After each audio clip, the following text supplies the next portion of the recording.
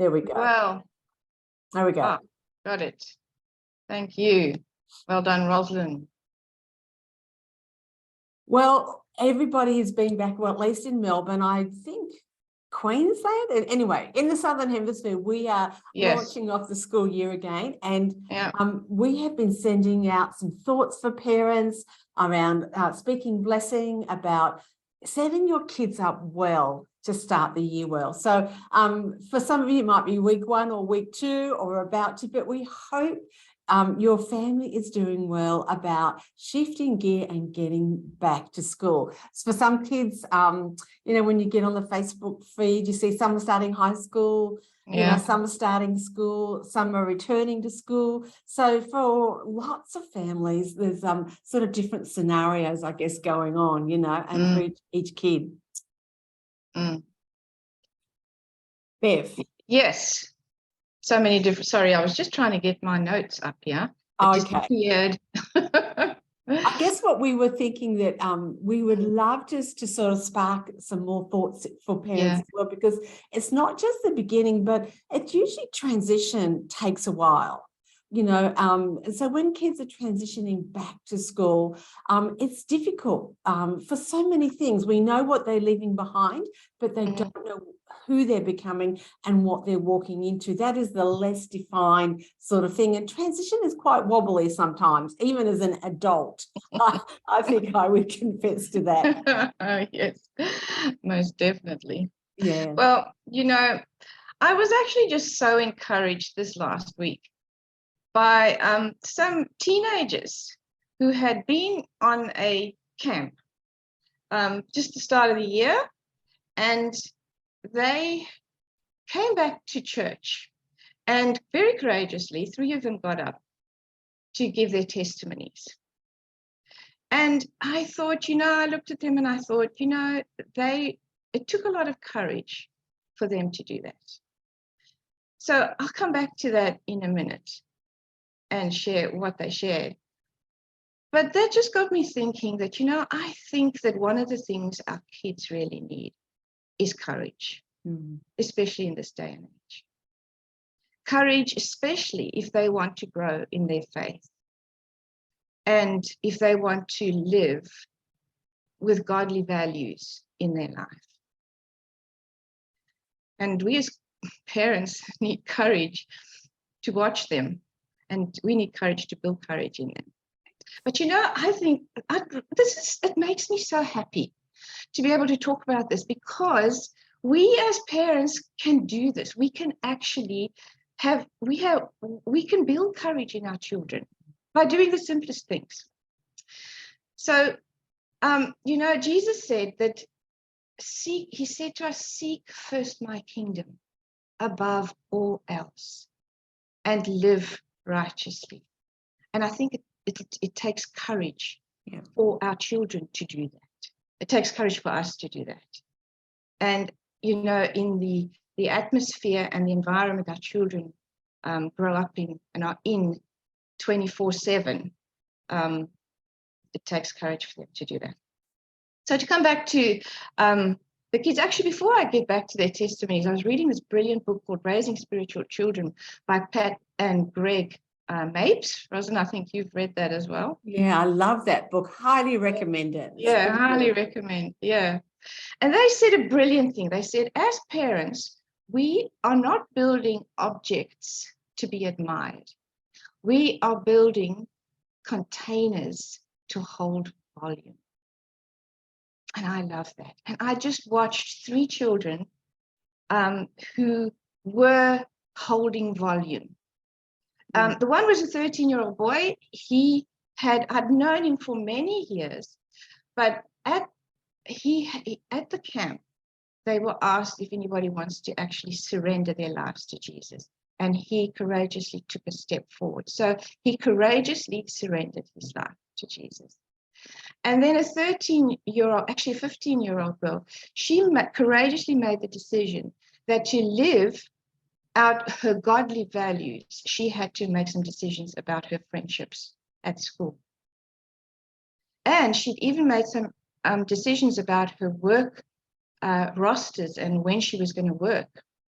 which would actually free her up to hang out with her Christian friends on a Friday night. And I thought, that took courage to make that decision. And then a 16-year-old girl shared the testimony of how she couldn't understand some of the things, and she shared that she had actually been cross with God, had so many questions about things that have happened in her family, health-wise, in her own body. And she made the decision to trust God, even though she didn't understand.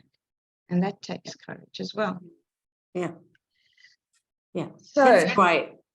I love that, especially like you said today. I think as Christians, we can kind of get lost in our Christian world and kind of look at the world and kind of go, why aren't you doing what we're doing? But the reality is kids are not living in a Christian society, if you're here. And in very, very few cultures is that actually happening. Yeah. And even if your kid is in a Christian school, I don't think it matters. They still need courage in this, culture that we're living in that is highly saturated with so many other messages, Yeah, absolutely. It's good. So, good to hear. Yeah. And school, we were talking about school, how it provides kids with so many opportunities. And as parents, we choose how we're going to respond when our kids are experiencing life in school. Yes, exactly. So the challenge of raising children to have courage is, in order to learn courage, they've got to face, they have to overcome challenges. Yeah. They have to face threats and even enemies. So school actually provides us home for little children, and school provide us as parents with opportunities to respond and to grow courage in them. So just small things like forgetting their lunchbox. Not very common. Very common. Not being selected for a sports team that they really want to be part of. And a very big one, especially when children start school, I know for my children, is not liking their teacher. Not having friends, and later on failing a test. All these things happen. And, children make mistakes. Children are professional mistake makers. So it's normal. And I think, we never stop making mistakes, do we?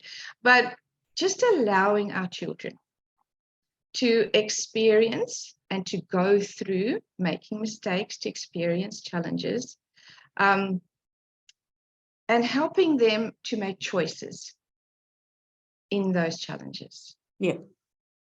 And I think when we realize that our children are going to make mistakes, they're not perfect.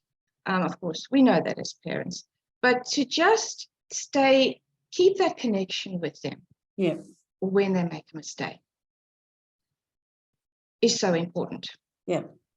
Because it allows them the freedom, and by connection, I mean to keep our relationship with them.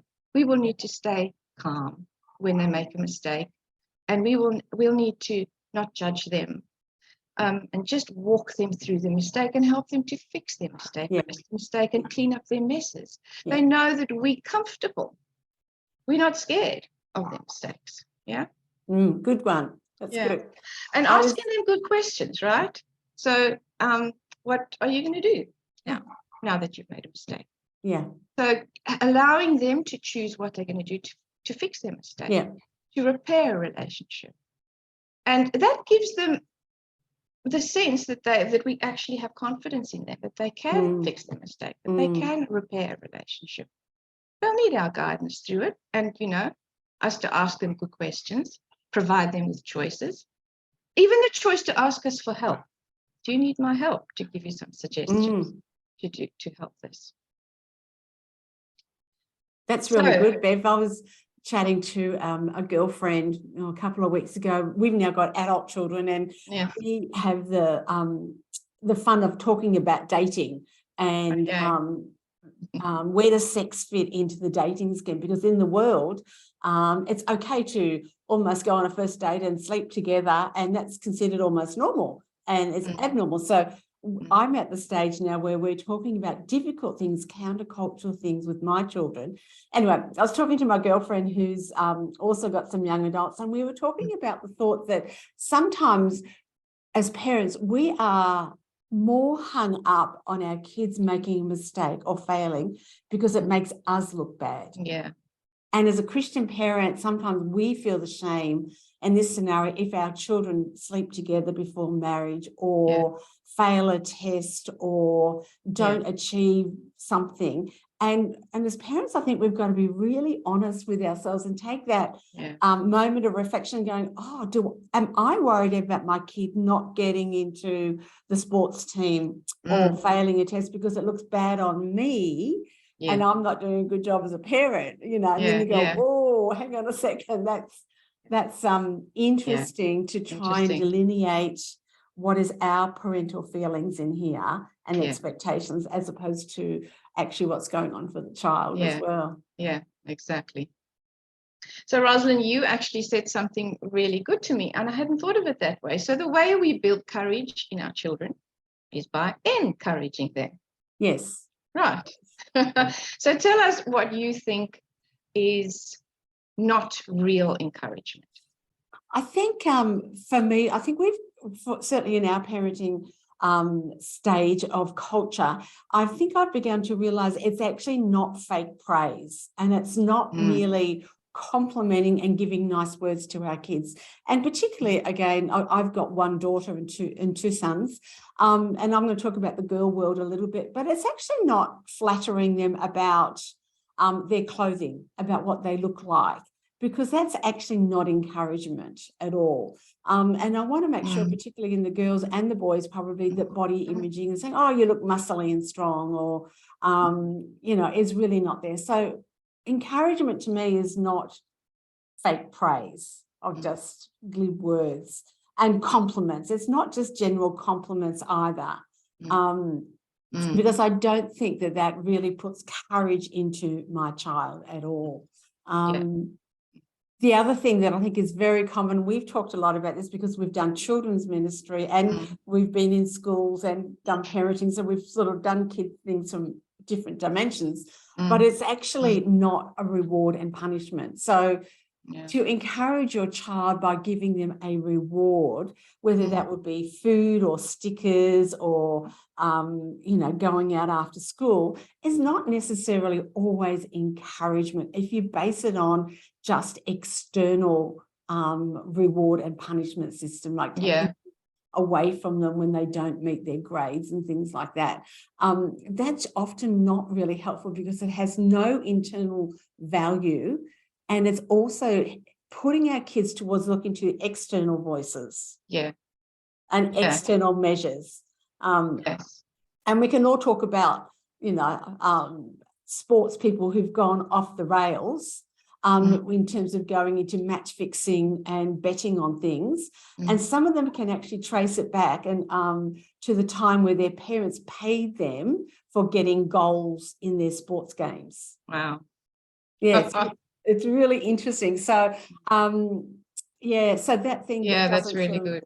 Yeah. So encouragement, I think, is not good on fake praise, general compliments, reward and punishment and flattery. To me, that's not encouragement. Not the sort of encouragement we're talking about here. Yeah. Really good.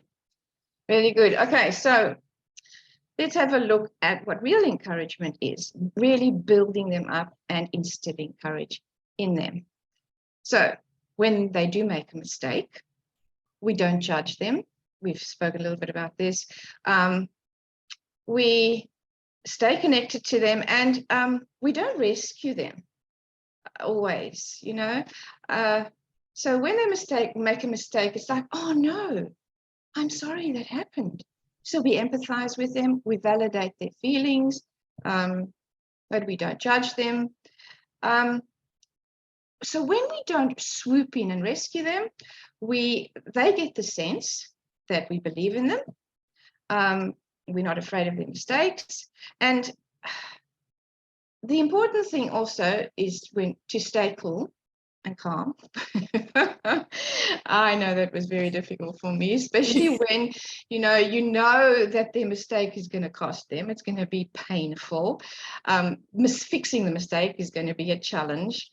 But I wish I'd known this when my kids were little.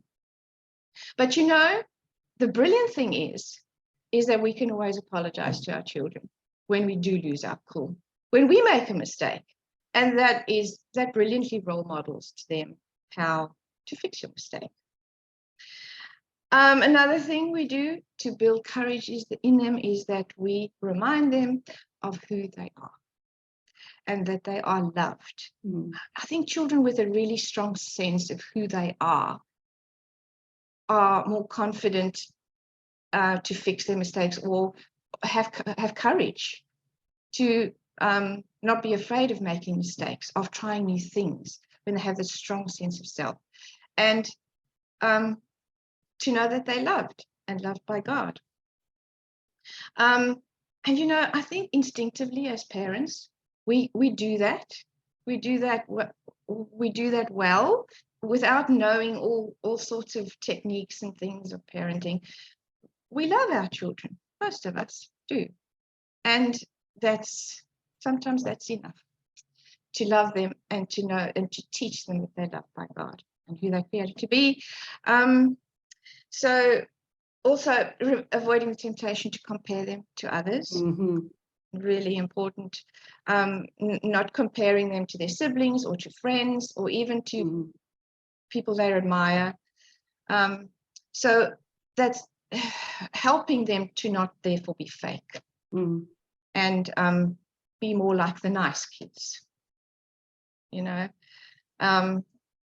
so they will have courage when they have a strong sense of who they are in this world. We look for and we remind them of their giftings and callings, and we call them out. And we bless them. We've seen some ways to create blessings and reasons to create blessings around your children. So do that.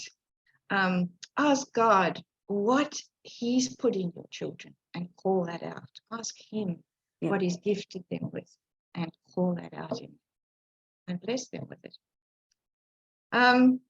Just bad things can help nurture our children's faith. Yeah. I mean, that's a contradiction, isn't it? It is, isn't it? But it is true. And in James, I was just reading this morning, in James, he says, count every challenge as an opportunity for joy. Yeah. Because every challenge is going to build patience, it's going to build character, an opportunity for joy. And I know that's not how we built as parents. We really want to rescue our kids. We really want them not to go through pain, but remember that it's the painful things, the challenging things that actually help them grow in their faith. It helps build courage in them. It helps to see they have agency in this world. Yeah. And that they can actually choose to live God's way. Yeah.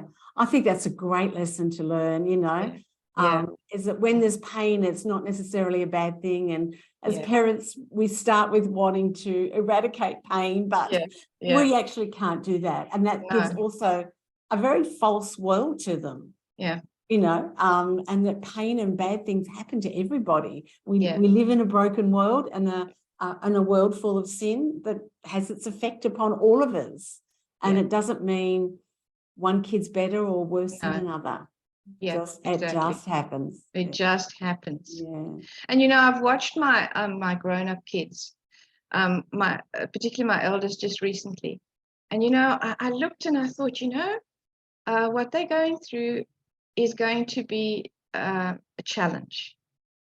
And I've watched him slowly, step by step, walk through that challenge and step up and be a great partner, husband to his wife, and I'm so proud of him because it took courage to do what he's done, to step up,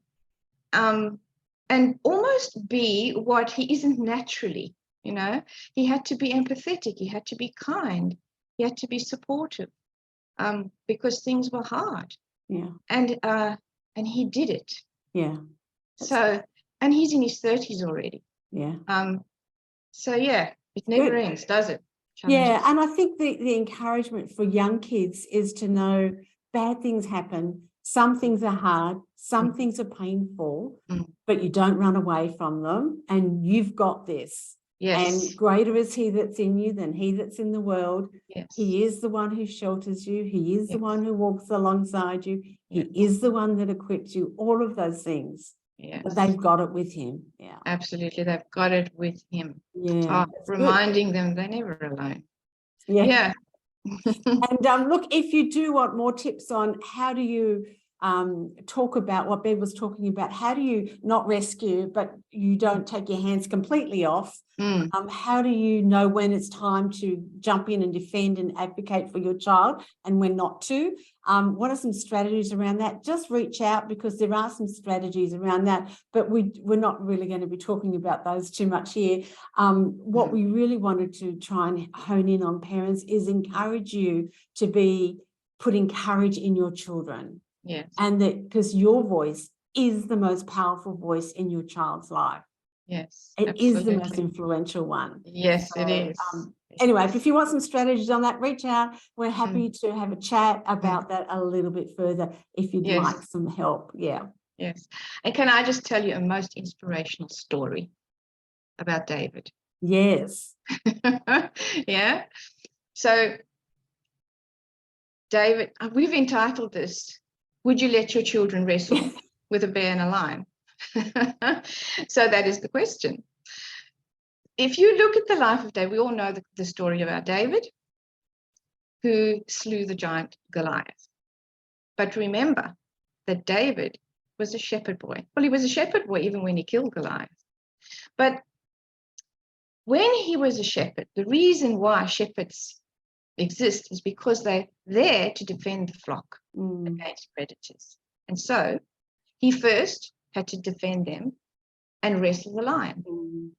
And he did so successfully. Then later on, he wrestled a bear. Different threats, different enemies, but same but different. And he killed the bear. And then when he faced Goliath, because he had wrestled the lion and the bear, David already knew that he was brave. He already knew that he could do impossible things. He already knew that he could do it. He had courage. Courage had been built in him. So when he faced Goliath, he didn't see him as a threat.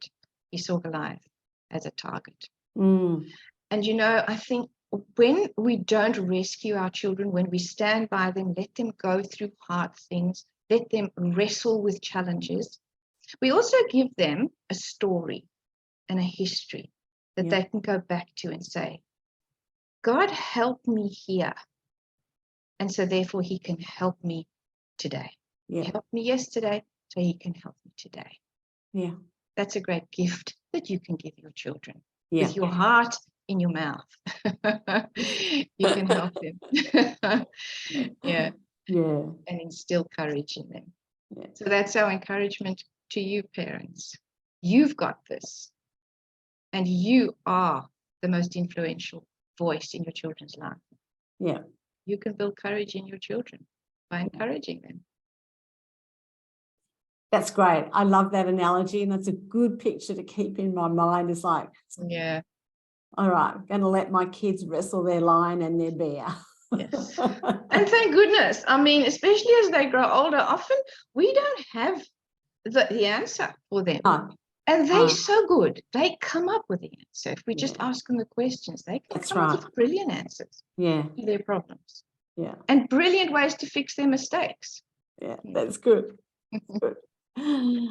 Well, we hope that this inspires you, parents, to keep on encouraging your kids as they're transitioning into the school year, and lots of different things that will be going on for their new seasons and their new stages.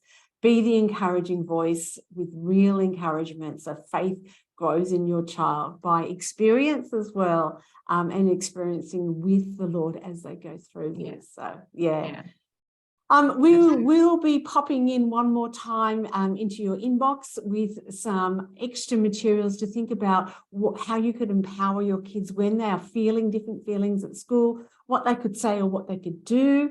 So that'll be coming to your inbox if we have your email address.